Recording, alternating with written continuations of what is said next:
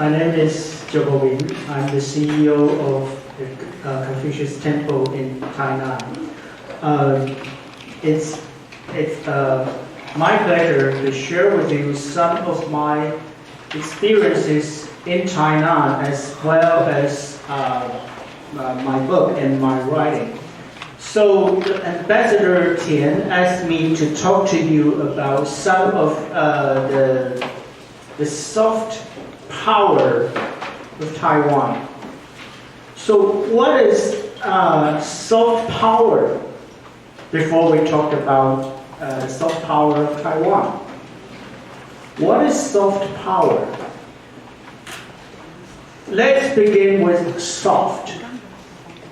I presume you all know what software is, right? Software, like the apps in your smartphone.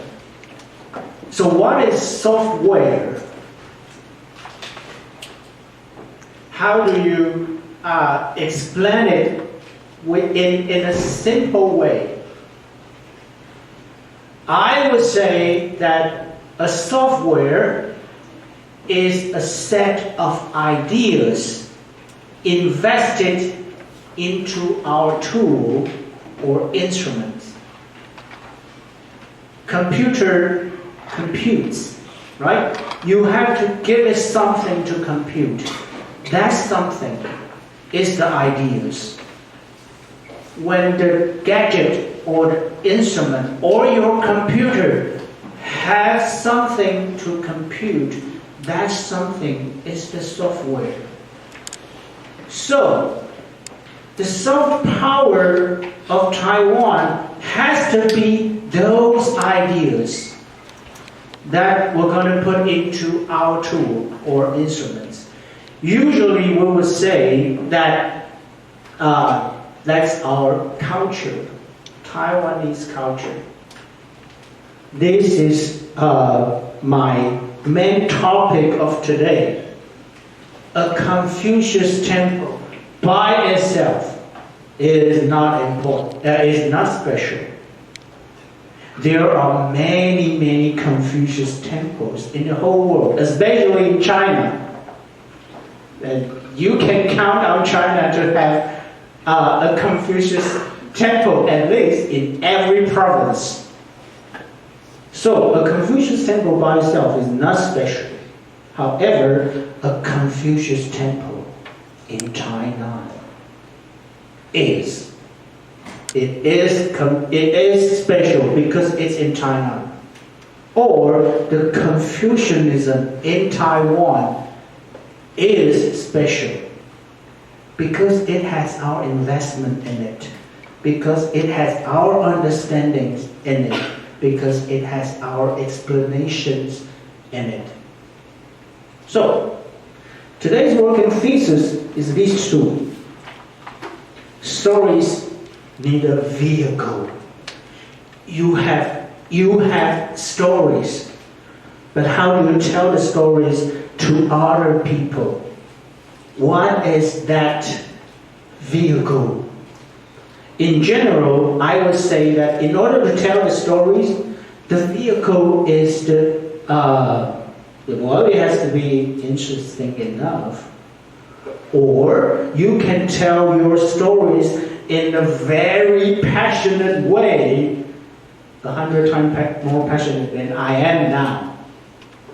That is the vehicle. And for us, specifically for us Taiwanese, the Taiwanese-ness is that vehicle.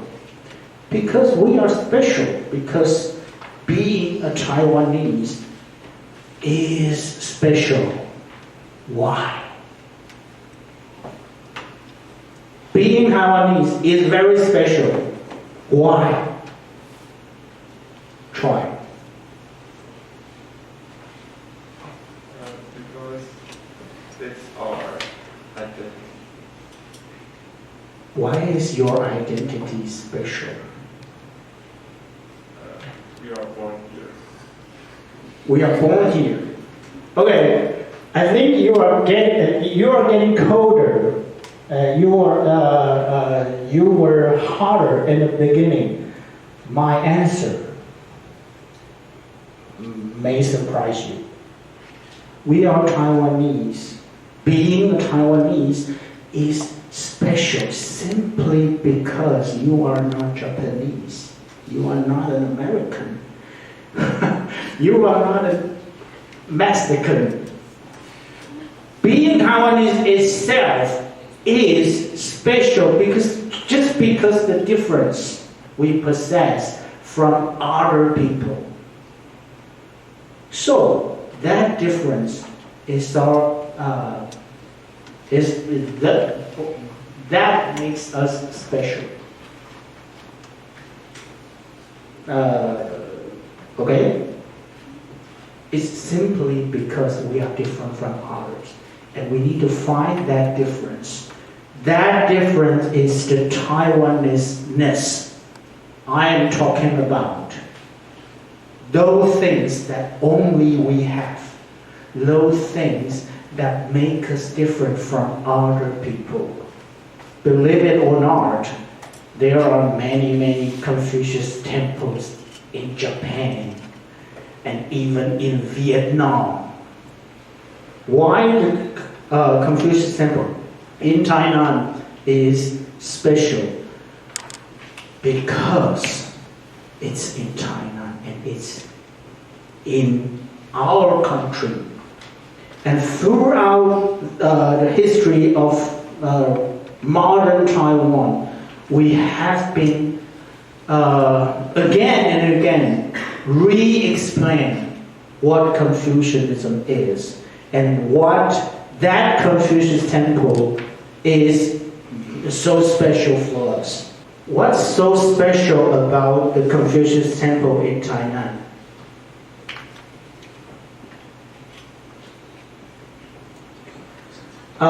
It was built in 1665, like 359 years ago, under advisory of Chen Yonghua to Zheng Jing. However, the Confucius Temple in Tainan story began in the time where the Dutch people colonized Taiwan. VOC is the name for the East Indian Trading Company colonizing Taiwan in the 17th century. And then the family of Zheng, the Ming Dynasty loyalists, came to Taiwan and set up the kingdom of Dongning, and they built the Confucius Temple in Tainan. When it was built, 18 years later, the Qing Dynasty, Qing Empire in China, sent the troops to Tainan and squashed the kingdom of Dongning. The Confucius Temple in Tainan became the official temple to pay tribute to Confucius for Qing Dynasty. In 1895, we all know that after the defeat of the First Sino-Japanese War, at the end of the colonization, the Japanese government came to understand that in order to communicate with Taiwanese people, with the people that are being colonized, they have to show respect to Confucius. And so they restart the ritual every year. And then, after the Pacific War, we have a modern nation state, Republic of China. We settled in Taiwan, or we simply call it Taiwan. The story of the Taiwanese, the Confucius Temple in China is actually a historical story. Why do I say that the story begins when the Dutch people colonized Taiwan? Because that's the side wall of the Dacheng Hall of the Confucius Temple in China. And you can see these decorations. It looks like merely a decoration, but it was actually not. In the middle of this gadget, there is a nail put into the wall. It's for the structure of this building. And that is the way Dutch people build their houses. Meaning that when the kingdom of Dongling, when the family of Zheng built the Confucius Temple in Tainan, they used the architecture techniques of the Dutch people, because they have been colonizing Taiwan for 3 decades. Their techniques was immersed in the Taiwanese culture. So the Confucius Temple, that very, very Chinese symbol, has a Dutch imprint. That is a corroboration that we know we cannot simply say Confucius is from China. Confucianism is from China. No, clearly it's not correct when it comes to the Confucius Temple in Tainan. We have a Dutch imprint in our Confucius Temple. That is called Biaso. Or you can call it Tigado. Because in other places they make this decoration in the shape of a Caesar.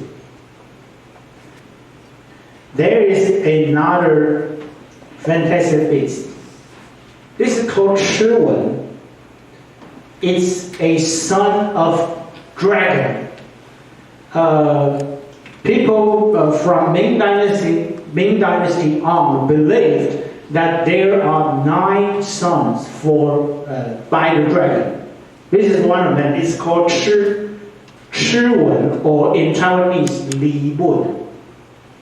But the reason it's called Shiwen is because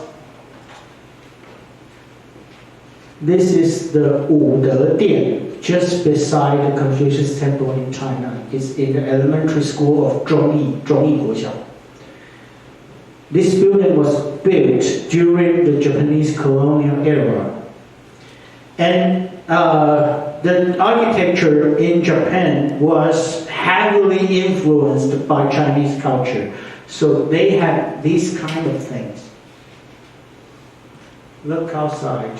Our National Theatre Hall and the music hall also has something like that. And in Japan, they call it shibi. And the Chinese characters write like this, Chiwei. Chiwei's pronunciation is so familiar, so similar with Shiwen. We can conclude that from Ming Dynasty on, when the lord of dragon's 9 sons started to appear, that lore was again influenced by Japanese culture. So there is a dynamic between Japanese culture and Taiwanese culture and Chinese culture, and it located in Taiwan. We are able to discover it and explain it because of the colonial history. So, in the Dacheng Hall of the Taiwan, the Confucius Temple in Tainan, there are 8 royal plaques from the Qing Empire, starting from Kangxi, Yongzheng, Qianlong, Jiaqing, Daoguang, Xianfeng, Tongzhi, Guangxu. These 8 emperors or presented the Confucius Temple with their own royal plaques. The Confucius Temple in China is the only one in the whole world that possesses the complete 8 royal plaques from the Qing Empire. It happened for a reason. Because China, I mean the People's Republic of China, burned all their royal plaques during the Great Cultural Revolution. And that makes the Confucius Temple in Tainan the only place in the whole world that possesses the royal plaques, the complete collection. What's the connection of those Qing Empire royal plaques has to do with Taiwanese people? You make them Taiwanese because we just said that the Confucius Temple in Tainan is the only place in the whole world that possesses the complete collection of the Qing royal plaques, right? I said because China burned all their plaques during the Great Cultural Revolution. But that is not the only reason.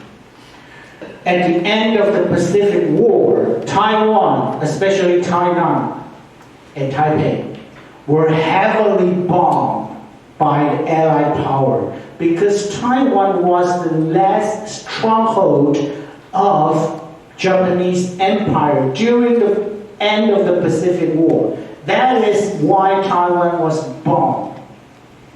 And many bombs dropped at the Tainan city government. Nowadays, the National Museum of Taiwan Literature, just right beside the Confucius Temple in China.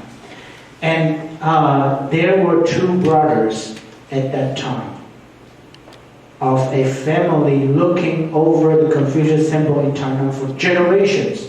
That 2 brothers were worried that a bomb may drop in the Confucius Temple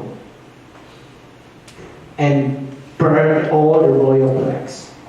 So those 2 brothers climbed up to the roof of the Dacheng Hall and brought those royal plaques down, put them on the wagon, and transported them to the suburb of Tainan and hid them.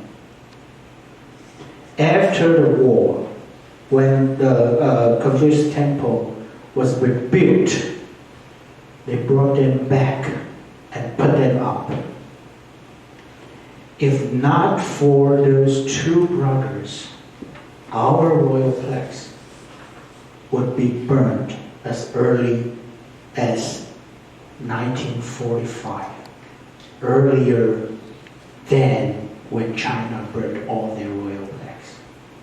So our possession of these royal plaques is actually a Japanese era story. By having this plaque, it tells a story of Taiwanese people willing to protect our culture, willing to protect the artifices of our culture. That person, Mr. Feng,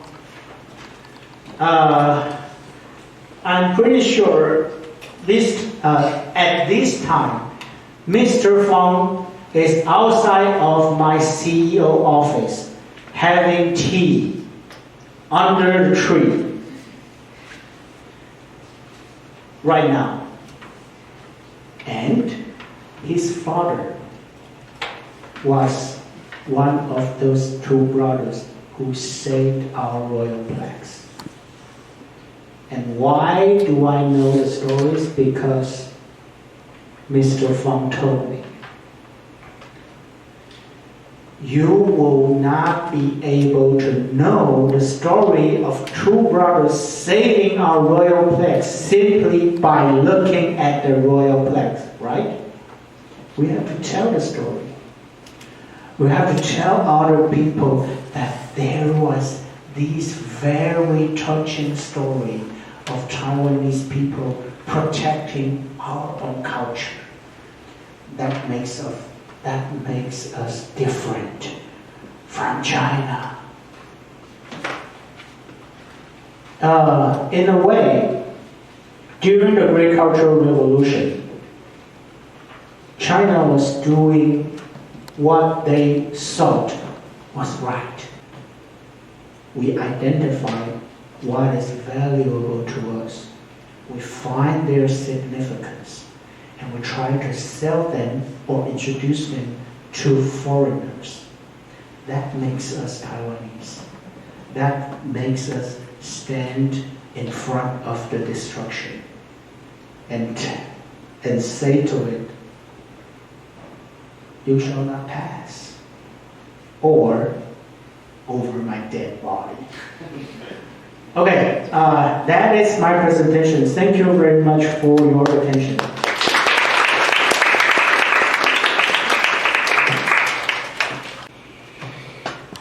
So I want to answer that, like a certain amount of people suggest that calling it Dai is very like sort of a hegemony of culture, and when you suggest that calling it another way or like something like maybe not Wu is better than calling it just Dai, because it's not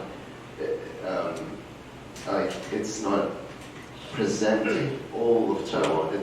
There's also Hakka and also Atayan languages that can represent Taiwan. Do you think that just calling it essentially Taiwanese language is it unfair to other ethnic groups, and how do we like tackle that problem? Okay, I think there are two aspects of this question. The first applies to a Dai speaking environment.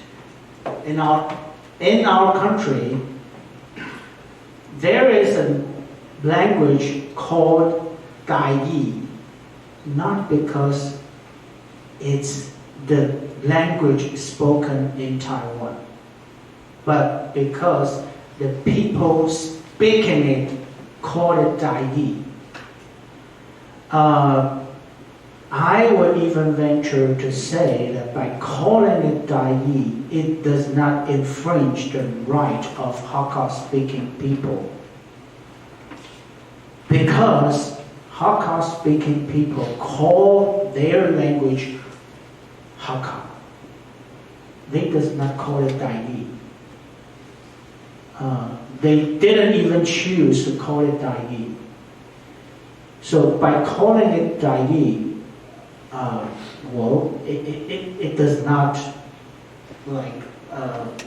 hurt the right of Hakka-speaking people. That's my standpoint. So I will keep calling it Dai because when I grew up speaking it, my parents, my family, or my relatives taught me to call our language Dai. That's a question of subjectiveness.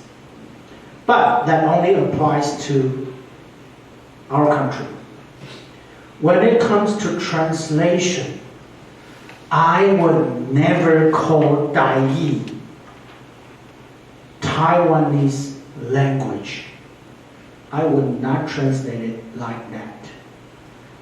Taiwanese languages include Dai, Hakka, and Aboriginal languages. Someday, it would probably also include languages from Southeastern Asia. So, if I'm in an English-speaking environment, I would not call it Taiwanese. Actually, I would simply call it Dai. Okay, so that's the second aspect of that. May I please get an elaboration on the relation between soft power and culture? Can it sometimes be a little bit too jeopardizing that it becomes sharp power, like how the Western culture defines, like Confucius school, China is promoting in other countries?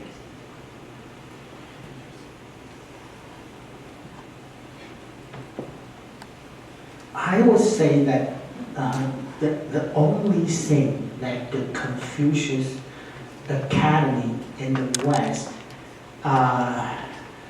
has been challenged and eradicated somewhere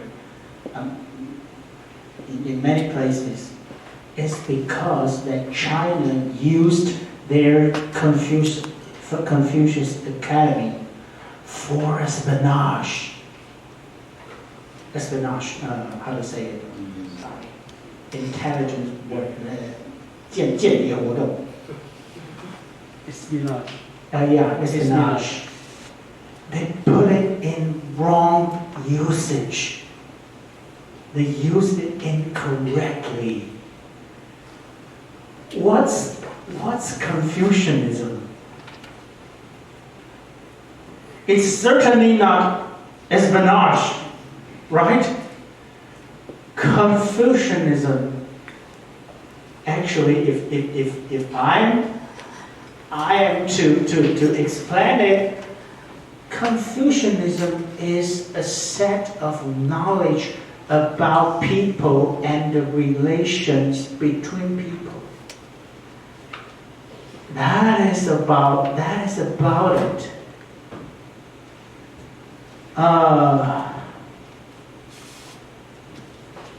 学而时习之，不亦乐乎？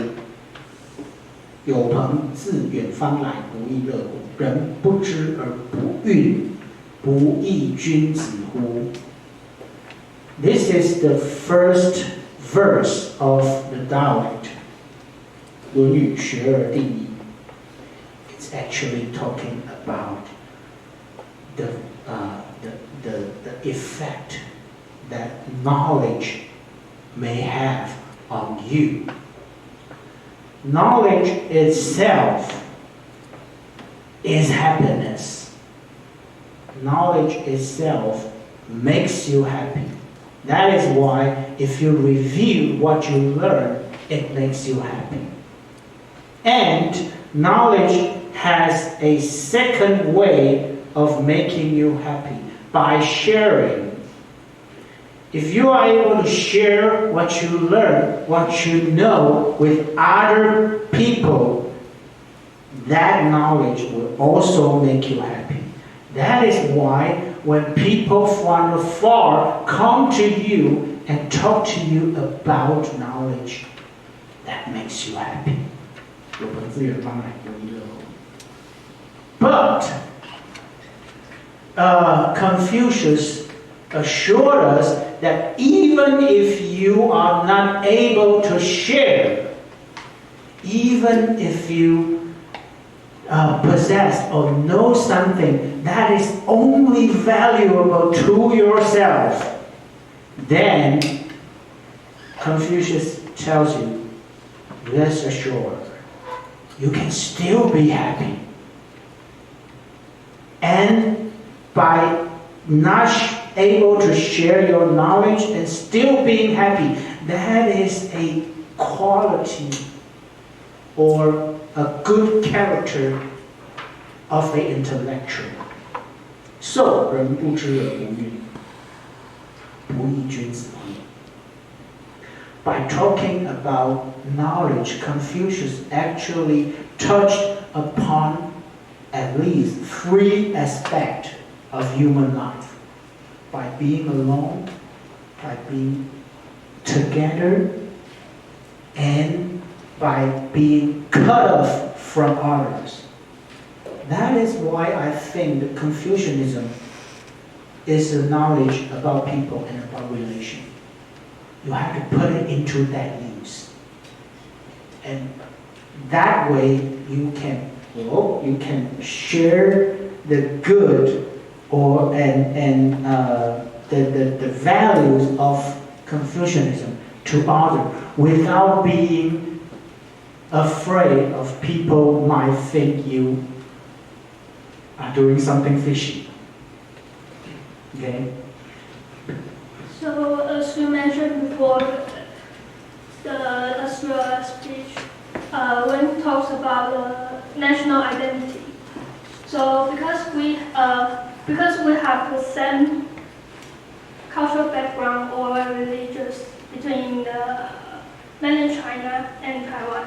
So, when it comes to national identity or ethnic identity, some people of Taiwan may hesitate to talk about we are Taiwanese, but we are not able to talk about we are Chinese. That's my question.